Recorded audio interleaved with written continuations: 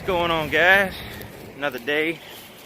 Alright, so what we're doing here today is doing this job, elevating this tree right here so the trash truck can actually grab the stuff. And then come over here to the right of the porch, right there. We're putting a garden bed. And we're putting one right there as well. That right there was $450 to put in. We're just defining the edges. We're gonna run an edge. Let's see if I can get this far enough back. I'm gonna run an edge through here like that. All right, and then we're just gonna put mulch in there. If the homeowner wants to give us some plants to put in, I won't charge them to do it. All these vines on this fence, we're not gonna be meticulous with it. We're just gonna get it off of the fence. Clean up all this brush through here, leaving the big dead tree. Got the new guy out here today. He hadn't been here an hour and he's already running the pole saw. It's called Taking Initiative. All right, clearing all this out of here. Yeah. All right, we're clearing all this out of here. There's a dingo in the woods. I'll check back in with you guys in a minute here. Here's an overview of what we're doing. Clearing all this brush out of here.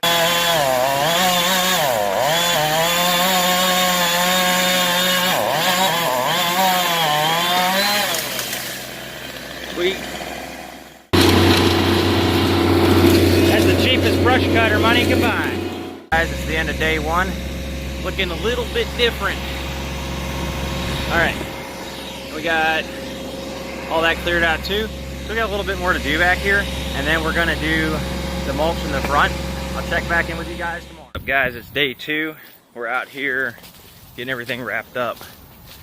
So we got all this cleared out.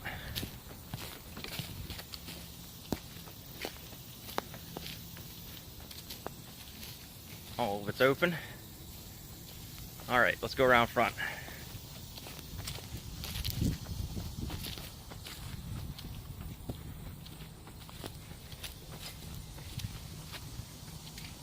I'm just standing here awkwardly. It's all good. Just can't think of anything to say. Kind of tired today. All right. Look at these front beds. Got those cleaned out and mulched.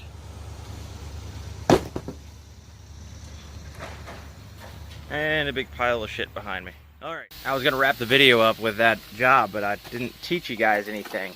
First of all, that job, it was $3,000. We cleared the brush, we put it on the road, we didn't haul it away, and we cleaned out and mulched that bed. I want to tell you guys something about customers. If you give a customer a price and they look at you like, what, really? And they don't immediately tell you that's too much and go away, it's because you're not charging enough. And they'll take advantage of you. They'll sometimes ask you 3 or 4 times, are you sure? Are you sure? And it's not like they're not sure of how much it should cost. They already know how much it would cost. I was just talking to somebody on Facebook, or I saw a post or whatever, of the person posting that they're happy about getting a job for like $300 or $400 by ripping out a few bushes and trimming a few bushes. And I told them, I said, you know, I would have charged just that to show up out there and rip those bushes out, and it should have been a minimum of $600 to do that job. And I understand if the previous people bid $1,200, $1,300, but you don't know the equipment those people are running. Those people might be running, you know, $80,000 Bobcats or excavators, or, you know, they got overhead to take care of. They got to pay stuff. They might have health insurance they're paying the workers, like I pay my workers, and I give them health insurance and workman's comp. You know, if you're working for yourself, and you're just working for yourself, you're not doing all that stuff and running a business the right way, you can get away with charging low prices. And I'm not telling anybody to rip off customers or mislead a customer what something's worth. I'm telling you to learn what you're worth. Every business is different. If every business charged the same, you know, and they did things differently, then some couldn't afford to stay in business. It's not about, you know, oh, he's blowing his money and stuff like that. No, it's about Every business has different expenses, different pieces of equipment, different costs of overhead. They may have a different house with different utilities, different bills, may have a spouse with a different illness or something like that that costs money. And you got to factor all this stuff in if you're going to make it. You know, you can't go into business for yourself and work like a slave and make no money. You have to be able to pay everything, all your bills, and then still have money to save. So when you're older, you know, you're 50, 60 years old and you don't want to do this shit anymore, you can retire. Or between now and then, you can start taking that money and investing it into buying homes and, you know, renting out houses, flipping houses and making money. That's what I do. You know, I buy, you know, houses, I flip them, I rent them, because when I have 20, 30 houses or more, which I plan on having way more than that, you'll be able to retire off of that even before you're 50 or 60. You know, and it doesn't have to be houses. You could invest in the Roth IRAs, the stock markets, things like that. That really isn't for me at this stage yet. Maybe later on when I learn more about it, sure. But right now, what I know is making money and buying houses. And the reason I'm doing that is because, you know, when you are at a point in your life and you want to retire and you want to enjoy your life and go on vacations and, you know, for me, it would be finding my spiritual enlightenment, okay?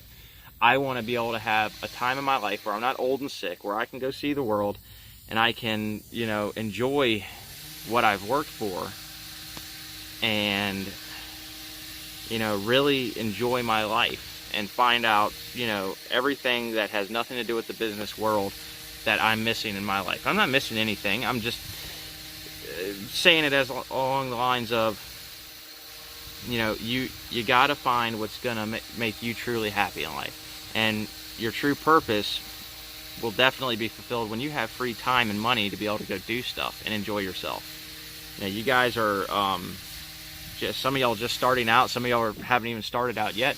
And I have every bit of faith that y'all can make it as long as you guys make sure you know your value, you know your worth, and you start charging what you're supposed to. And I keep saying this in all my videos, charging what you're supposed to. It's so important. Doing quality work is very important too. It is so important that you guys make sure you're giving the customer exactly what you promised them. Make sure you get things in writing, contracts. I'm going to go over some of this stuff in other videos, but do not let customers take advantage of you, because the point is, it's not hurting them, it's hurting you, and you're not helping them at all. Because the point of it is, these people are in a position that they can afford to have people. If they don't like your price, they'll get somebody else that can do it cheaper. There's so many more fish out there, it's unbelievable. You know, it's, you know, you're not hurting them. They're in a position that they can spend that money. And if they say yes to it, it's because they can spend that money. You deserve the nice cars that they have in their driveways. I go by these customers' houses. Some of them have Maseratis and Dodge Vipers and all this cool shit. Hundreds of thousands of dollars in cars. They didn't get it by going, oh my God, I'm scared to, you know, charge something. I'm afraid of what people think. I don't want to. No, bullshit. Those people, some of them stepped on everybody on the way to the top. And I'm not saying to step on people. I'm saying to not roll over and not, you know, let people run your shit for you. You got to have good paying customers, and you got to have the self-respect. You know, I got a lot of things to work on in my business. I'm not here bragging about, you know, what I've accomplished. I've got a ways to go. You know, I've got to a point where I'm making money now, and I've got, you know, great income and all that, but there's a lot of things I could do better. I could get up earlier in the morning. I could go to bed later at night. I could, you know, work twice as much. I know I can. And I do pretty good for what I'm doing, and I'm, you know, at a place now where I'm kind of able to relax a little bit, and then, you know, see that even that's an excuse. But I'm at a point where I can relax. I can afford to relax just a little bit and then go right back out and start building again. You guys got to do it.